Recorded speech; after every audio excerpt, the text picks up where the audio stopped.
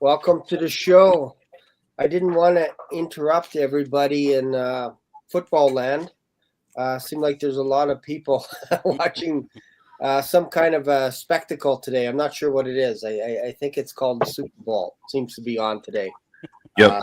I'm looking forward to this. I guess Trump is going to be speaking, or he has a pre-recorded program, and I think he's uploading it right now for people just before the Super Bowl. He's supposed to give his little speech or whatever. I'm not sure where it is, but the idea is that he is actually going to be talking a little bit, and then he's actually at the Super Bowl for the first time, I think, in forever, that they've actually had a president at the Super Bowl, which is kind of risky.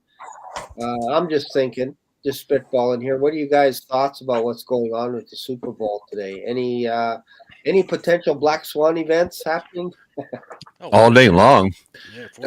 Basically, think about it this way. The main one, of course, is obvious: the nuclear football. So, nuclear attack. They're at the football stadium. What a great time for something like that to happen. And the Rapture Resurrection event that takes place during the Super Bowl, where you might see a lot of fans just disappear before, the nuclear bomb hits. But more than likely, that's not going to happen. But but that's pretty much the sketchiness I've been seeing a lot. I don't know about you guys. What a heck of a halftime show that would be if the Rapture happened at halftime, right? Wouldn't that be cool? Yeah. Mm-hmm. That'd be awesome. There is a lot of predictive programming, though. There's been a lot of movies with predictive programming about like a mass casualty event happening at a big football game. So, you always do have to kind of, be like, this is interesting, But right. Glad you called this a little bit earlier today, Shane. That's the first. If you guys are going to become the 51st state, that's the first rule of being an American. You got to respect the Super Bowl.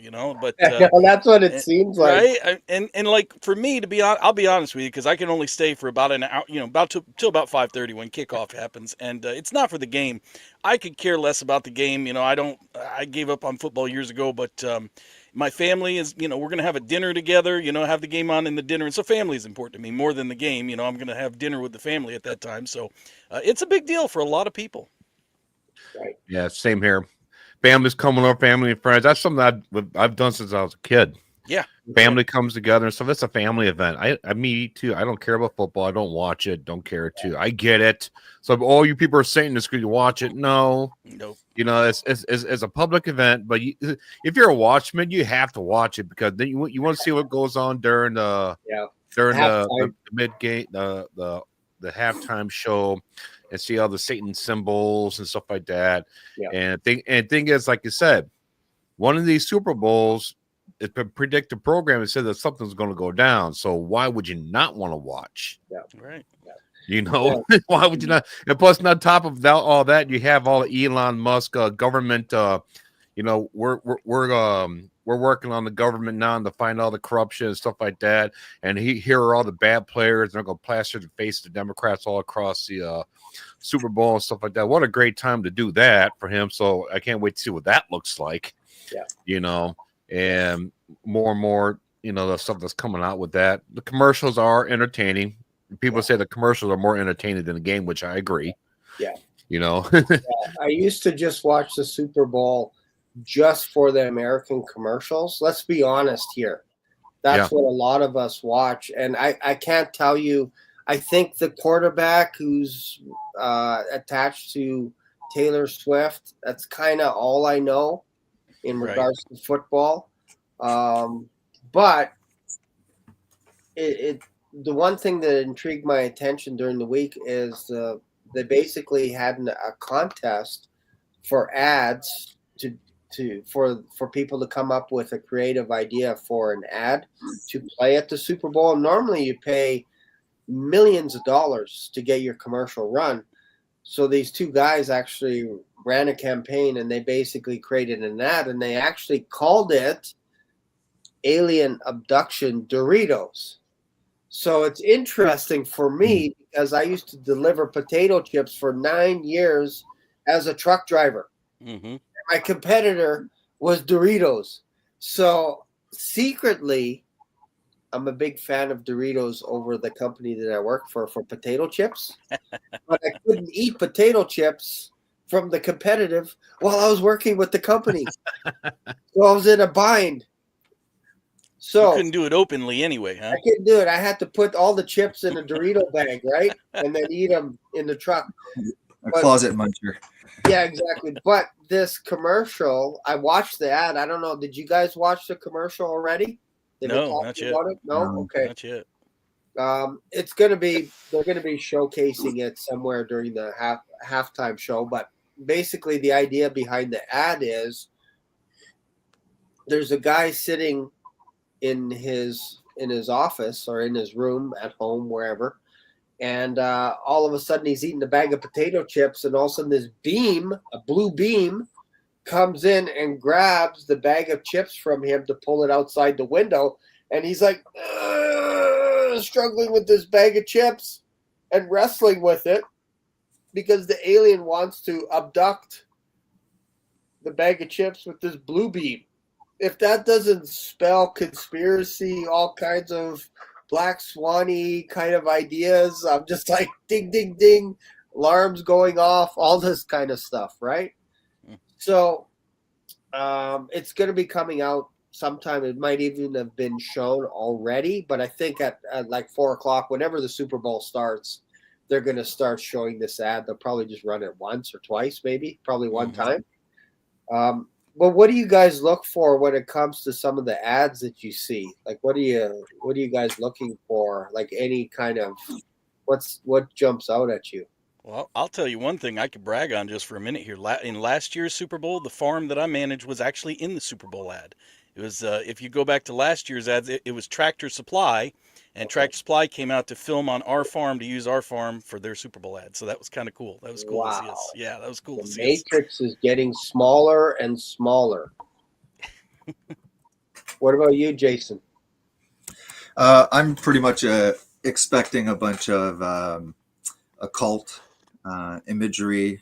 You know, pretty much. I see watching TV. It's known to put us, I guess, in an alpha wave, a more suggestive brainwave, I guess. I see it no different when you're watching ads and things like that as worship, because it's pretty much the same thing. You're fully captured. You're listening to the message. It's in a form of chanting and music, and we know that TV puts you into a very suggestive, almost like where they can at least subconsciously put these worldviews, in there. I'm always concerned about large gatherings in the United States for just basically, like New Year's, going to the ball and stuff like that. And I'd never go around with that. I think that the game is that God revealed everything in the Holy Scriptures, and Satan has to also reveal everything that he wants to do. He doesn't have to put it in the book. He doesn't have to say that it's the gospel.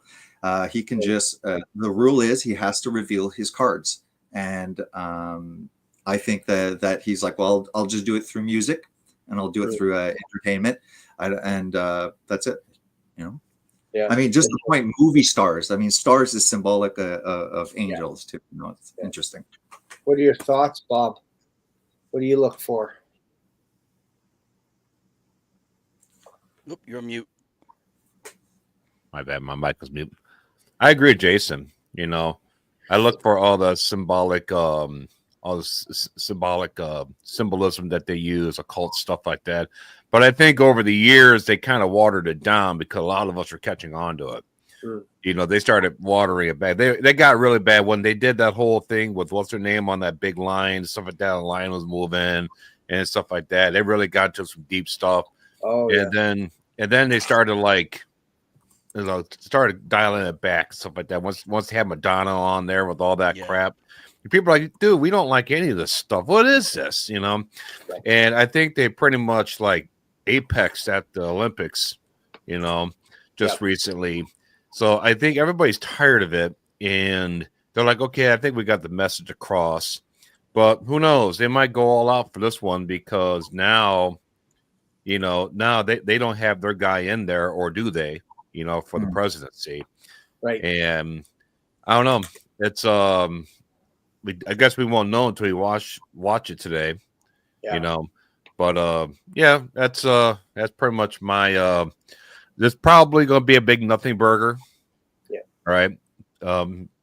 This part of my video, this part of the video will be like, oh yeah, all this stuff's going to happen. Then I got to edit it out by tomorrow, Yeah. When I repost the video. I'm just going to jump ahead to all the stuff that's that doesn't deal with the Super Bowl. I'm kind of leaning on the idea of something for us that's going to be abrasively satanic, but to the world they'll be like, what's the big deal? Right. Like something always seems to slap us in the face real quick, and then they wash it away. Like, remember Janet Jackson? Yes. Yep. That was what started the time delay on all this stuff. Yes. And they basically exposed her out into public, and this went against the norm. You don't do this kind of thing, again, because you have kids, women, children sitting at home, gathering around as a family. They exposed the world to pornography instantly, gave them an appetite, gave them a taste, and then they whet your appetite a little bit more with something else, and then they say it was just a mistake. They corrected it. Yep. Our publishers, we apologize. Our producers apologize for you guys. Sorry about that. We don't know what happened, but something popped in, and sorry, that wasn't us.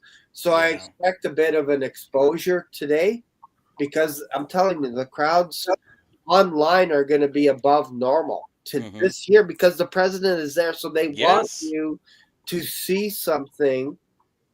And again, it's going to be corrected afterwards, where they're going to be like, sorry about that, guys. We don't know why that came on. We didn't agree with it. But they show it, and now we're exposed to something a little bit darker. Christians will see it, but the regular world will miss it. And they'll be like, what are you guys complaining for? Like, it was the greatest entertaining halftime show we've ever seen.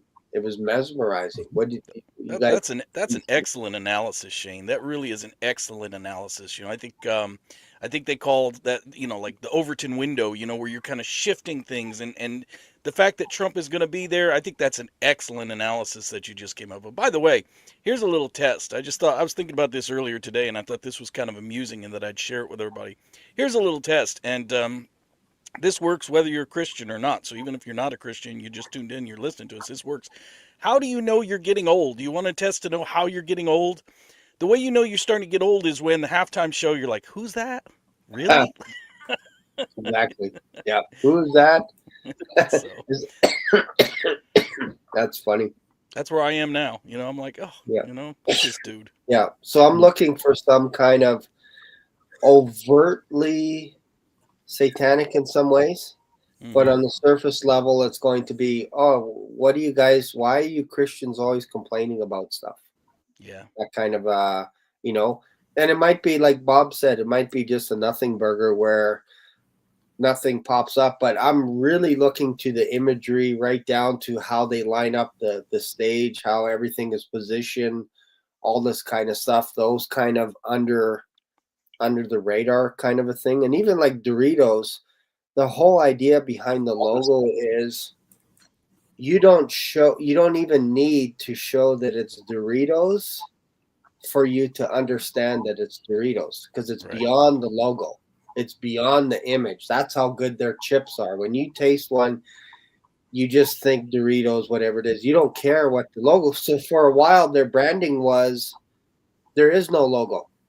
You don't need the logo. And that worked for people. It's like, we know what that is by the taste of the chip. So there's advertising is just a glorified medium to get people into a hyper frenzy to want to go out and buy something unbeknownst to them. That's all it is. TVs, beer, whatever it is, right? Whatever, right or wrong, there's stuff there that they're throwing at you that you're like, oh yeah, you know what? Today I feel like getting a cheeseburger. There's your branding right there. Yeah, I feel like getting a Black Swan coffee today. It's kind of There you weird go. how all of a sudden I'm a little jittery. I need some Black Swan coffee. There's your branding right there. See? Yeah, I came representing today. It's so That's subtle. how I It's am. That's the subtle. kind of friend like I am. to be subtle. Even Bob, Rev 5 in the background, that's subtle, man. I don't know if That's people picked up on that. That's how we roll. That's how we roll, bro. Somebody in your comments, Lori, said that I don't know where she got this information from, but she said that she heard that Kendrick Lamar, who's the halftime act, is going to be performing with a crown of thorns like Jesus. Oh my So- goodness. Well, there you go. Boom. There you go. If that Okay. happens, yeah. And you know, isn't it interesting how Christians are the only ones that it's okay to offend us, you know, like Yeah. you know, if you tried doing something like that and making fun of, you know, the Prophet Muhammad or something, I mean, people would come unglued. But you know, they've done all kinds of things. Like years ago, some artists put a crucifix in a jar of urine, and you know, they do all kinds of heinous, blasphemous things, and it's just supposed to be okay. We're not supposed to take offense to it. So I wouldn't doubt it. You know, I guess we will have to wait and see, but I wouldn't doubt it. Yeah, what did it say? So how do you know which God is it? Which God do I worship, or which God's the true God? And the answer was one that you hate. That's the Yeah. true God, Jesus. Yeah. The one that you hate, the one that you mock. That's the Yeah. true God. It's not Allah, it's not Buddha, it's not any of these false Indian gods or anything like that. It's Yeah. Jesus Christ. That's true. Okay. That's true. Yep. Have you ever gone on a job site and you know how guys talk rough? Everybody's kind of got rough language. Have you ever gone on a job site and heard somebody say, you know, whatever, like Confucius? You know, they don't say that. They use Jesus's name as a curse word because it's the true and only God. You know, they don't say, you know, Krishna or you know, Buddha, or they don't use those names as a curse word. So you're absolutely right, Bob. Mm-hmm. That's right. The one true only way to heaven. And unfortunately, there's a lot of people that believe in these false gods when they take their last breath, and all of a sudden, why am I falling? Mhm. Why am I falling still? Why is it getting hotter? Okay, why don't I see a light here? Why am I so full of fear? I think they figured it out instantaneously. That knowledge comes to you at that point. It's like, nope, you're going to hell. Yeah. That's a horrible feeling. What a horrible feeling, man. Yeah, it's I don't know if you guys like I'm borrowing my friend's laptop because we too are having a little bit of a Super Bowl party. I'm at their house.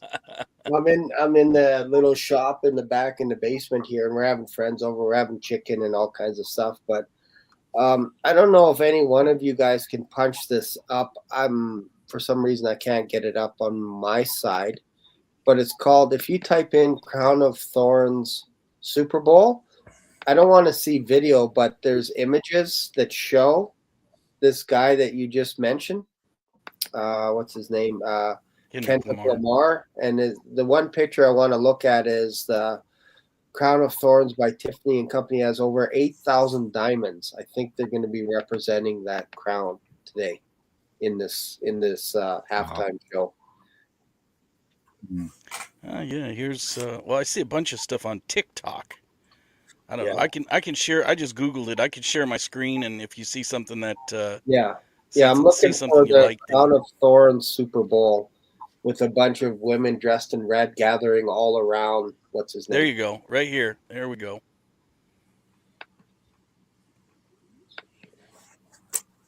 Yeah, that's it right there. So I'm expecting lots of reds because it's the Chiefs, right? Lots of reds with lots of women dressed up as red are gathering around this guy with the crown of 8,000 diamonds, Yep. 8,000 stars. I'll pull it up on a better screen. Let me get you a better screen of that. It wouldn't let me do the pop-up window in the share screen. There you go. Okay, let's see. There we go. So yeah, this is what I expect at the Super Bowl. Something like this going on. And again, it's entertaining. It's subtle. It's like, hey, what's wrong? He's singing. He kind of like, to me, right out of the gate, I picture almost like a representation of a pastor or a shepherd, a leader with the black pants, white shirt. Now you got a crown representing Jesus Christ, and then you got all these women dressed in red. So there's lots of, to me, dark tones of satanic Yes. ritual type of stuff. Like, I don't know how else can you look at this. Like, honestly, Yes. I don't know how else to look at that. But Yeah, that's it's what I very expect satanic. today. Lots of red today. Yep. Yeah, very satanic. Yeah. Where does this picture come from? This is the guy that's performing tonight? Yes. Supposedly, yeah.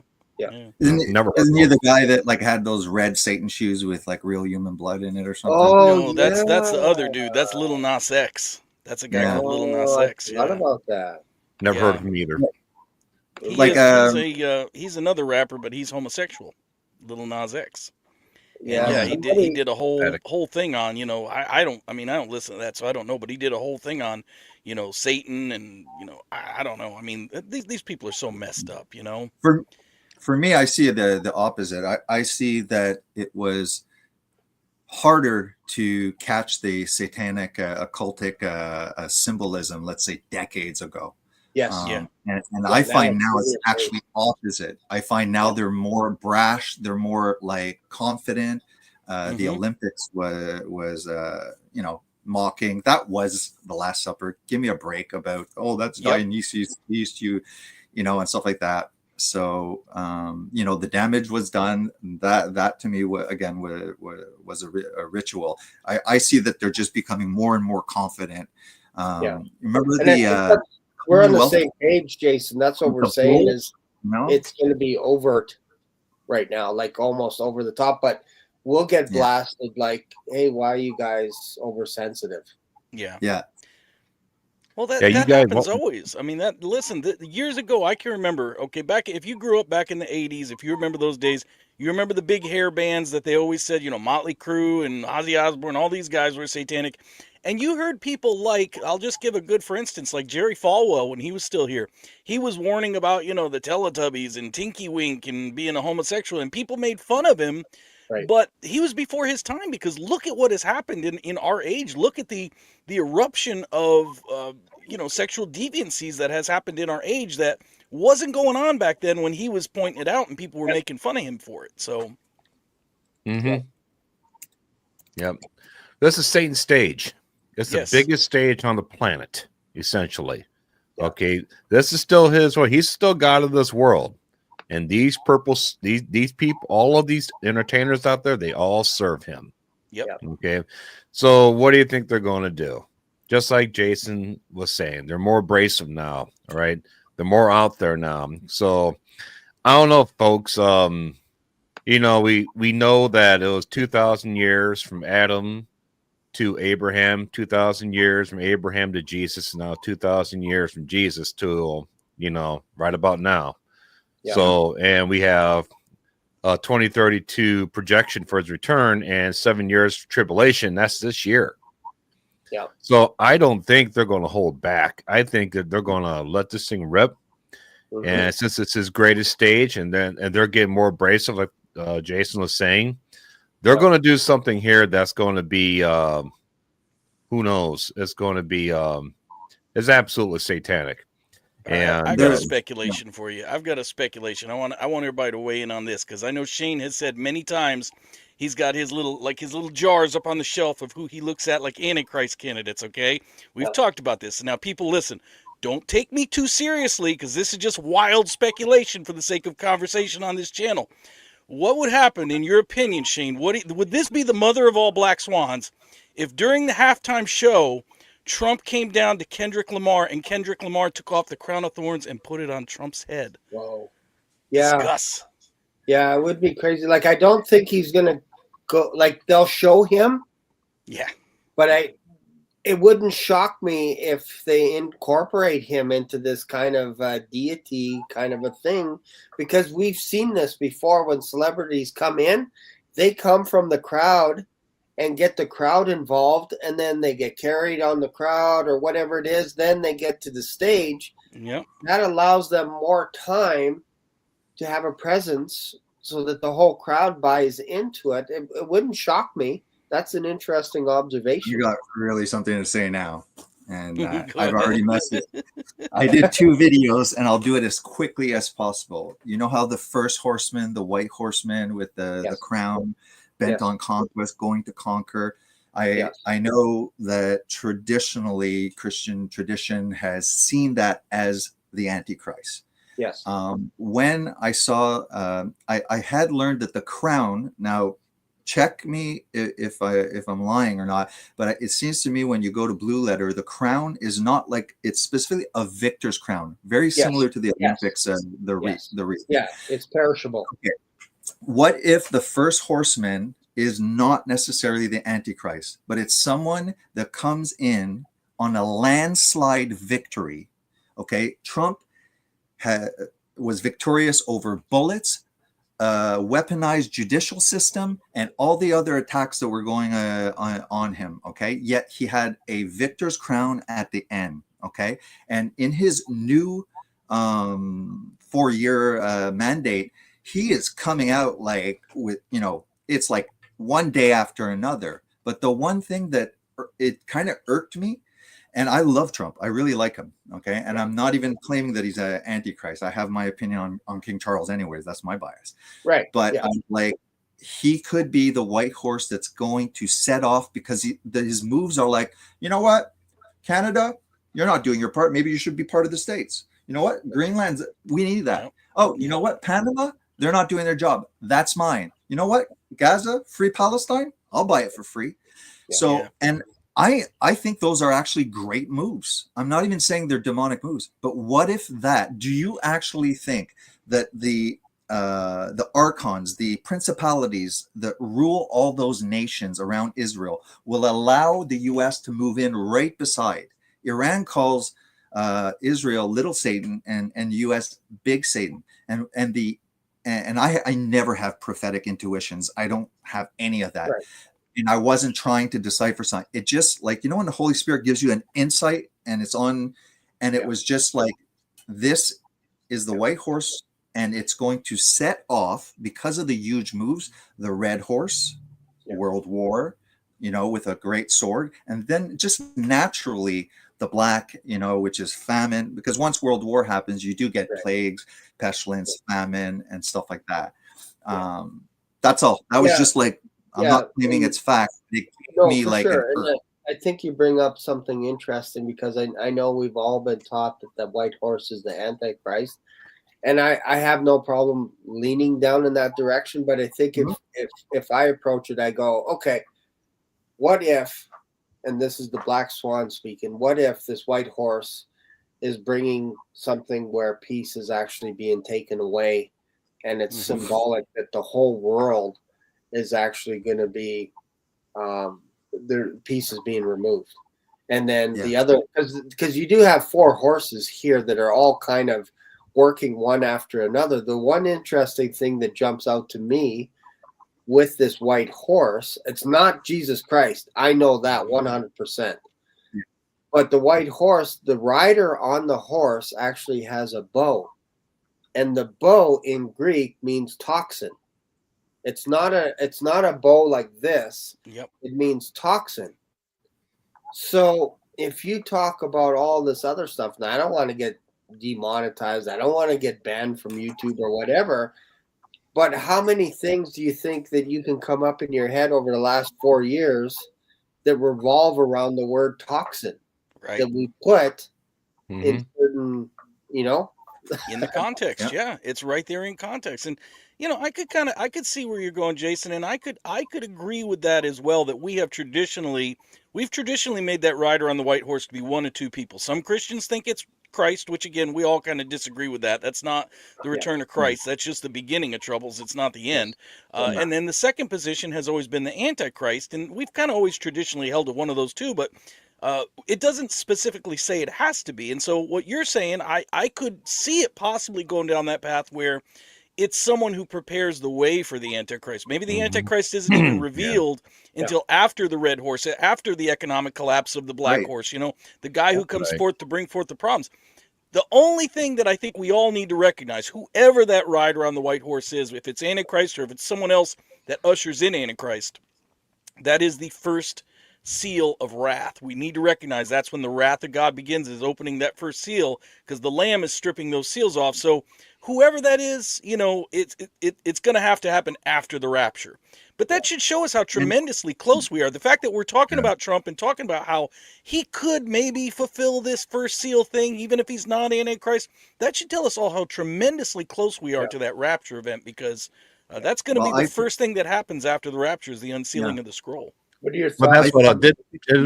Jesus had a when Jesus came onto the scene, it wasn't Jesus first. It was John the Baptist. That's right. 100%. So if Trump's the Antichrist, who's John the Baptist? Yeah, you need. There was no John the Baptist. I think Trump is the John the Baptist because look at his name, Donald J. John Trump. And what was John the Baptist? He was a voice crying in the wilderness. What's the Trump? It's the voice of a trumpet. It's a cry. Okay, so his name is Donald J. Trump, and it's a voice crying in the wilderness. Okay, the Pharisees thought that John the Baptist was the Messiah, just like we think that Trump is the Messiah. Yeah, and they asked him directly, and he said no. And then John created this whole platform of works, and John accomplished all this stuff. Yep. That Jesus took over essentially after John was decreased and Jesus increased. So you see how Trump could be that guy that is establishing all this stuff, all his work's getting accomplished, and then the real Antichrist shows up and takes over. Yeah, he's putting everything into play. One thing is that I didn't really like it. I look, Trump talked at the World Economic Forum, and it was kind of like, I'm taking care of the United States. So I like that part, but he still is, he doesn't talk negatively against the globalists. And he is a businessman and stuff like that. I think that, and I'm open to interpretation for eschatology and stuff like that. But it seems like, yes, the beast will be an individual, but the beast also has a system. And it seems like there's 10 kings, right? And if you look at, it was one of those global think tanks that divided the whole world into 10 different districts. I don't know if it's a Club of Rome or not, or something like that.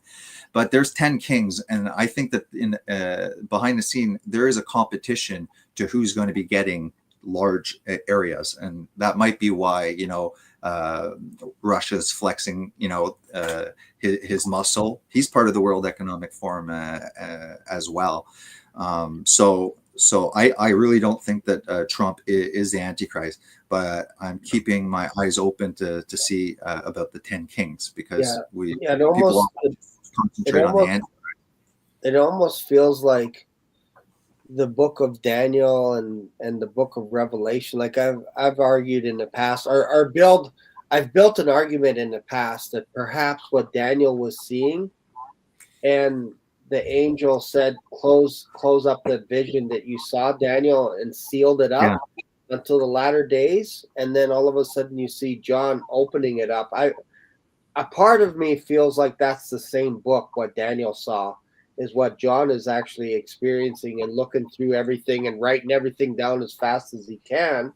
Makes sense. So there is it's almost like watching a glorified chessboard with all these moving pieces. You have Trump, you have a lot of the American stuff going on, you have a lot of the Russian stuff going on, China, all these pieces, pawns, players, all this kind of stuff going on. We know the end, which is checkmate, which is Jesus Christ coming down. But how do you get to that checkmate is very complex right now. There's so many moves, and I'm not a great chess player. I'm just like, oh man, I got to bring my queen out. First move, if I can. Move a pawn, move my queen. Oh, I just lost my queen. Dang it. Not smart. Well, it keeps us Shane, talking at one point, if you don't mind, remember I was talking about that video.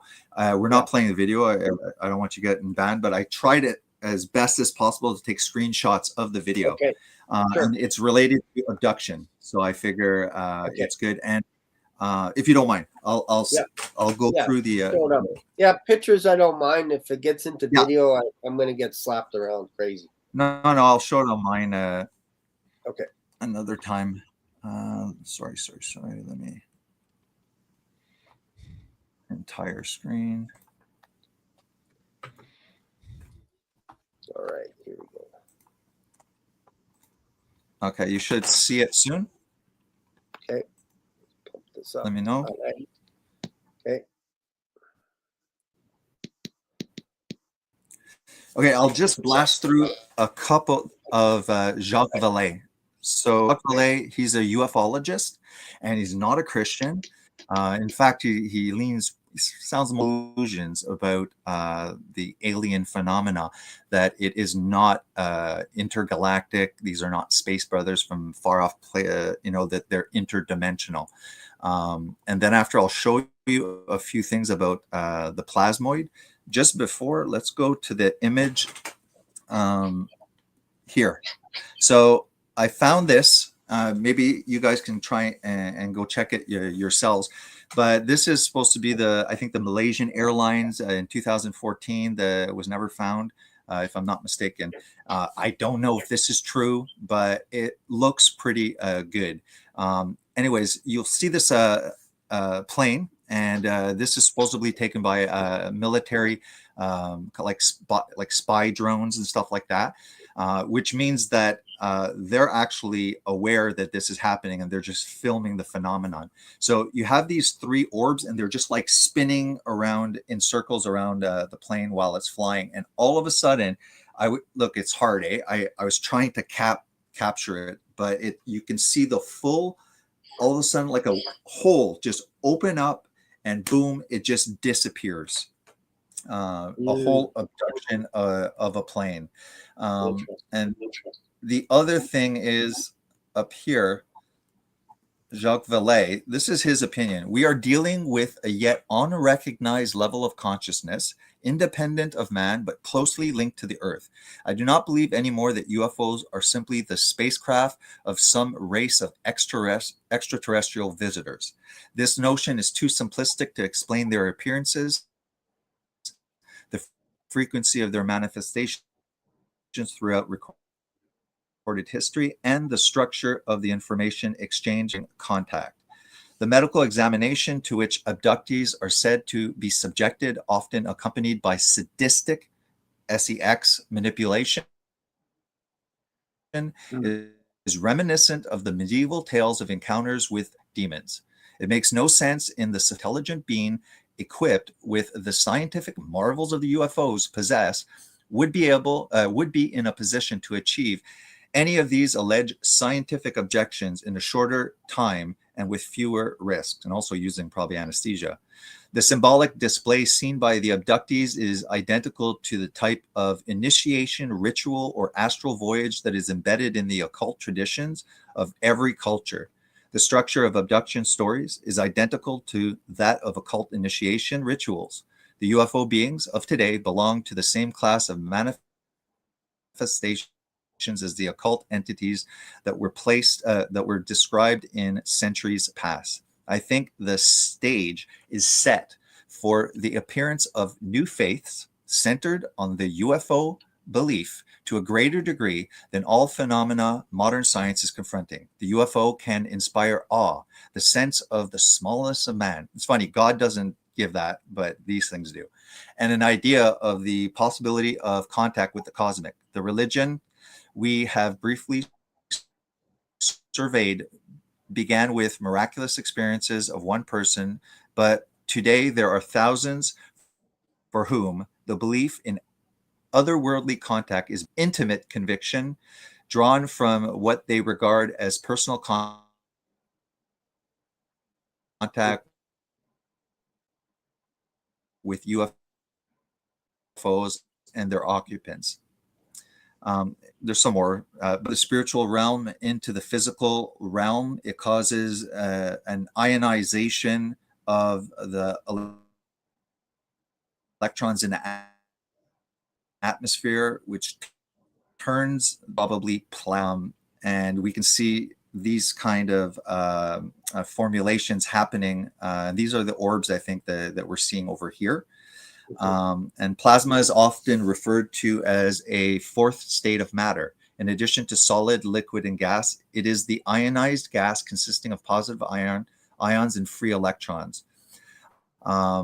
This is another view of it, and I missed it, but all of a sudden you see in real time a white flash, and that plane disappears. Some examples of plasma that we're starting to be able to use to our benefit. Lightning is a massive electrical charge that creates plasma, the sun and the stars as well, the fluorescent lights, but fusion reactions. But the plasma has many unique properties and applications, including energy generation and storage. All of these fallen angels have this technology, and they knew this in antiquity. And, medical treatments, material processing like plasma cutting, plasma deposition, and look at this, aerospace propulsion. So I think these UFOs, it's just plasma. Right. And this is just basically, we're seeing fallen angel technology. Interesting. You can start looking at these glyphs and stuff, and look at the arcs, what they create. Maybe these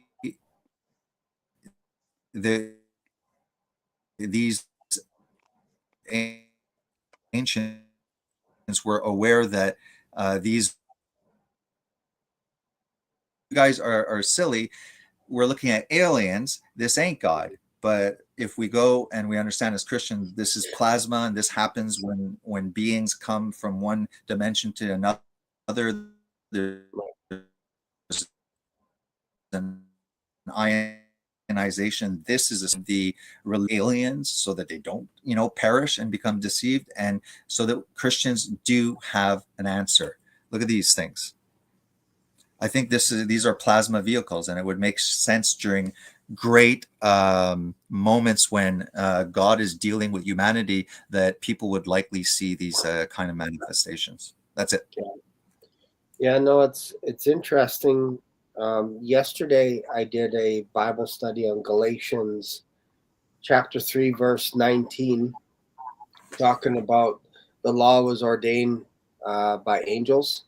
And I have like 100 slides that I use just to talk about that verse.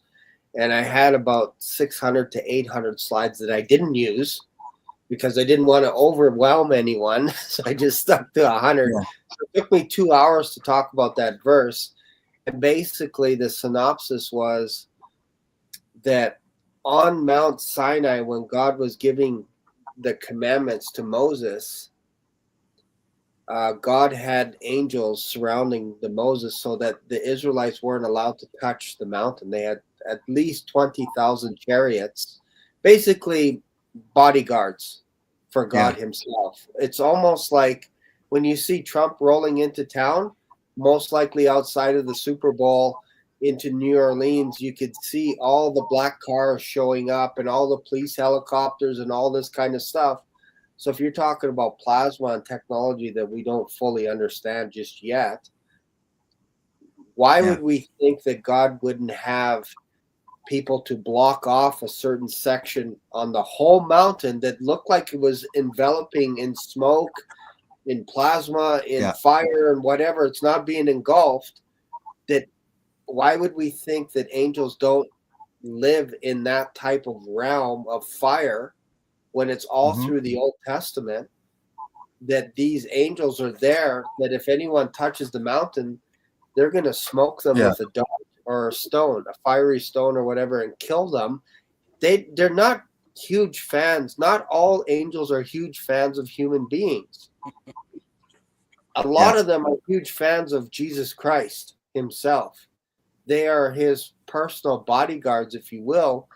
And we know this when Jesus Christ was being arrested, that Peter took out his sword and cut off the priest's nephew or whatever his ear, and Jesus heals his ear and says, look, don't you know I can call like 12 legions of angels right now to take these guys out? So he's holding back his bodyguards to take out all these people that are touching the anointed one. He's telling them, hey, hold off, I have to go through this. So you got Mount Sinai where there's thousands of angels ready to unleash on these people that are worshiping golden calves and all this stuff. And God's like, or Moses is basically like, Lord, don't do it. Please, like, don't. He's a mediator.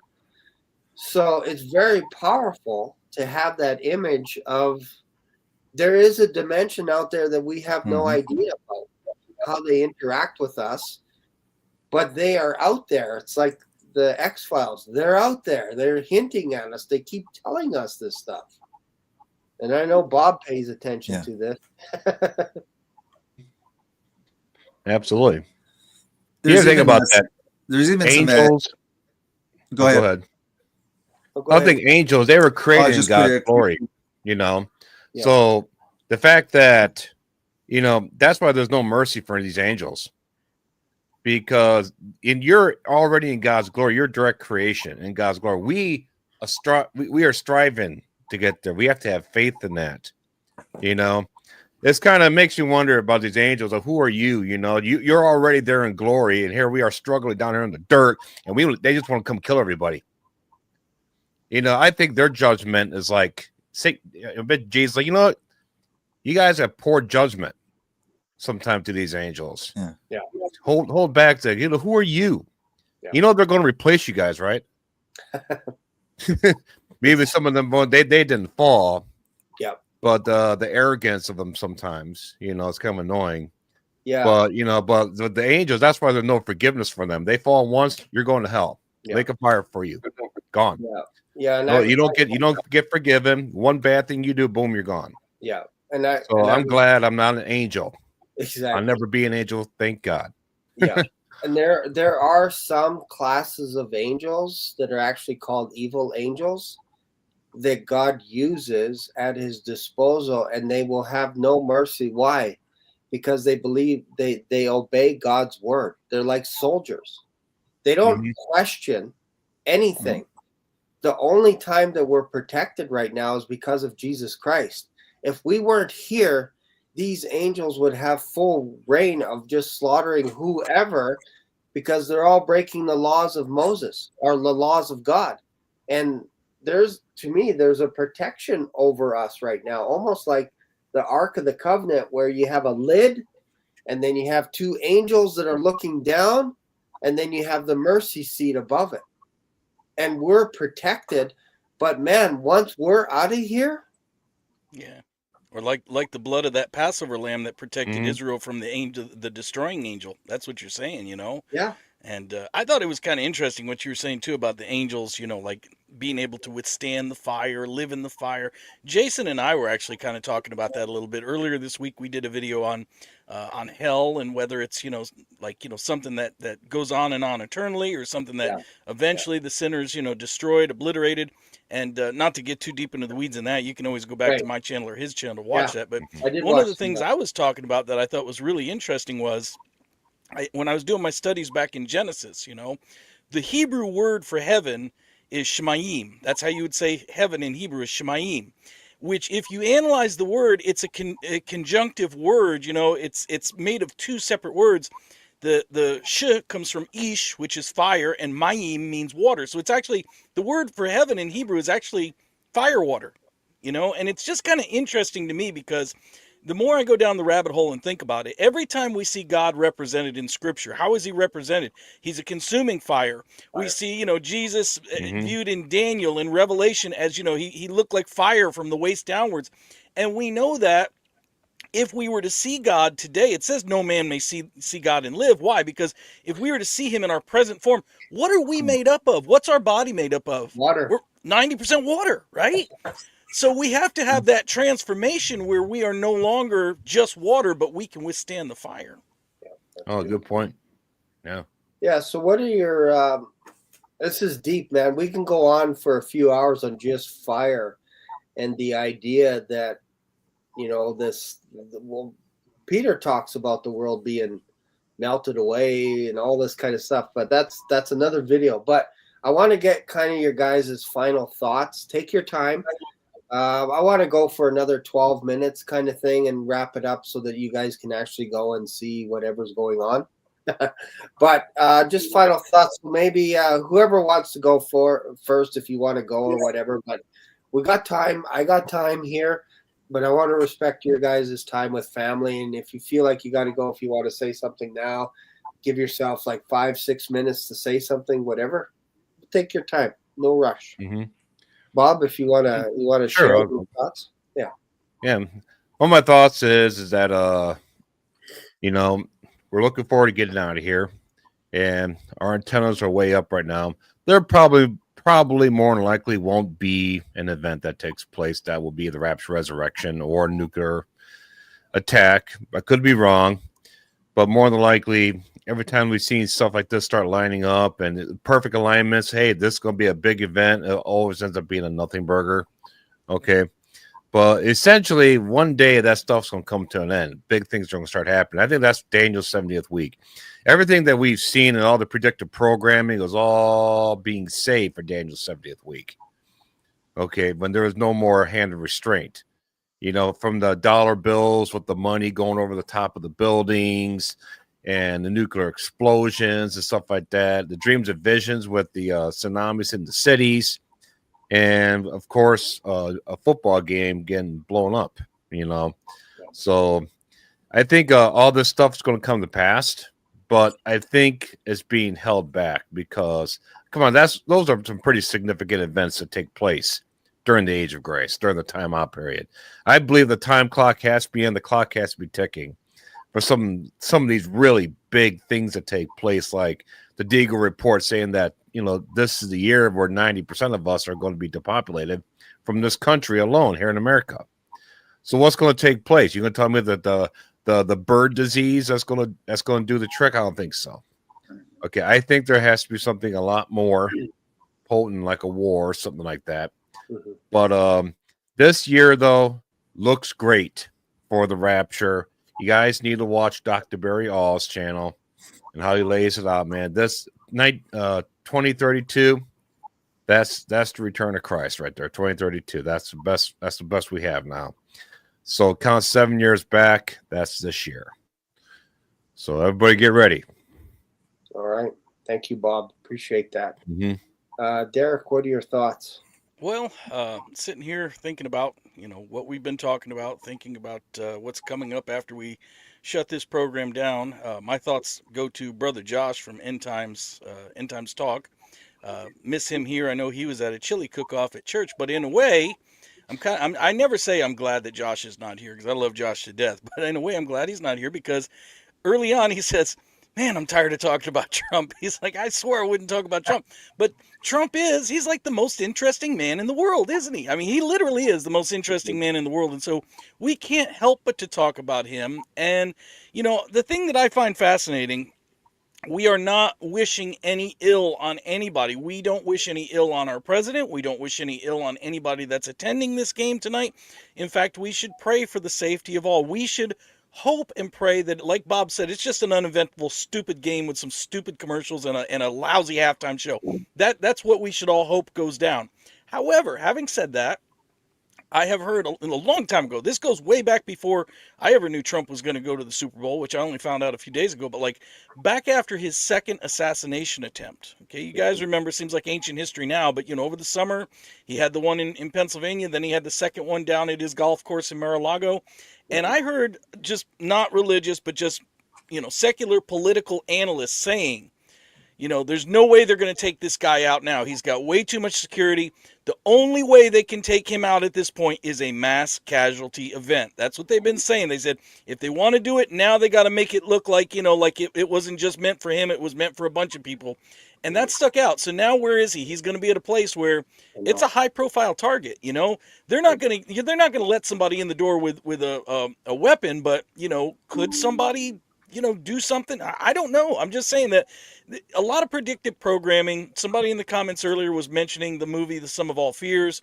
There was also a scene in, I think it was one of the Batman movies, The Dark Knight Rises, where they blew so it's out there. It's out there. Again, let's hope that it's nothing. Let's pray that it's nothing, but it's definitely going to be worth watching to the end just to know if it goes down as normal or if something big happens. This is definitely a big deal. Yeah, no, for sure. Jason, what are your thoughts? Don't really have much thoughts. I pretty much happy I got to share the few things that I wanted to point out about the abduction. To be honest, I don't expect anything big to happen at the Super Bowl, besides, just a lot of filth being pushed and woke agenda and stuff like that. But there is always that danger because there's so many potential sleeper cells that have entered over the last 4 years into the United States, like millions and millions of people that could be organized quickly together. So it's always a possibility. I'm going to let you go because my computer's going to die. Yes. I will start just maybe a 30-minute video very soon. Okay. Because I want to show, I don't mind, like, I'll show the actual video. And if it's a 20-minute thing that gets demonetized, I don't really care. So so if anybody's interested, when this is the myth, the legend, Jason John Schwartz, check out his channel. That's it. Yeah, it's awesome. It's Jason John Schwartz. Just type that in. All right, guys. God bless. Awesome. See you soon. God bless, brother. So see you guys. Thank you, brother. God bless. I remember watching a playoff game with Boston against the Edmonton Oilers. And you got to understand sports. You never move a sports game unless it's like weather or something weird. You don't do that. You don't shift it because there's so many people paying money for advertising, all kinds of stuff. You just don't move it, right? Mm-hmm. But we were watching a playoff game, and all of a sudden this fog moved into the Boston Gardens. And it got so bad for the cameras that they couldn't see the puck anymore. They couldn't see the players, so they delayed it. They had to postpone a Stanley Cup playoff game to another day, and they brought the Stanley Cup back to the Oilers in Edmonton, whereas they were going to win it out of town, but they ended up winning it back home in Edmonton, and they won the cup. So it's kind of weird. You couldn't have predicted that the day before, that the Oilers were going to win the Stanley Cup back home, because that's not how it works. They're in Boston. But all of a sudden they had to shift the game because they shut down the whole place. So now in my Black Swan antenna, I have to be this guy. What if they evacuate the whole building just because of some kind of security problem? Right. And all of a sudden the game has to be another week. And whatever Trump had to say, they got it out there, whatever it is, clear the building. That's what I'm looking for. I'm looking for the Black Swan. So I have to throw it out there, because then we can come back and watch the video and go, oh, yeah, he predicted, he was wrong. I'm expecting something major to happen in this game. I don't know what it is, but a Black Swan is something that you can't predict. So I'm going to predict the whole place gets shut down, the lights go out, whatever it is, and they have to evacuate everyone. So if I predicted it, it's maybe not a Black Swan. Or the rapture takes place, the resurrection shuts off all the power, and then all those who are getting raptured or are living, they'll start glowing like lights, and they'll light up the whole stadium, and then they'll get caught up. And some people are catching on the cameras, and who knows? Yeah. Imagine that being the event. Yeah. You know? Yeah. All bets are off right now. Like anything can happen. So thank you. Unlikely. Thank you guys for being on the show. I appreciate it. Enjoy your family tonight. Enjoy the halftime show as much as you can. Glean lots of stuff, as we'll probably, if you guys are on Uptime, you guys will be talking about it on Uptime, I'm sure, what happened on Sunday, or it could be a nothing burger. Yep. Nothing at all. If there is something going on and we're still here, I will be having overtime Tuesday night after Uptime as well. So we'll have lots to talk about either way. Well, Shane, one last time, since I know you can't afford the $1 million 30-second Super Bowl commercial. Yes. If I go out, get your Black Swan mug. Get it before it's too late. Get your cup before it's too late. Yeah. No, it's good. Famous last words. All right. Okay. Thank you guys for being on here. Really appreciate you guys. Stick around in the back, and I'll say bye to everyone. Good night, everybody. God bless everybody. Take care.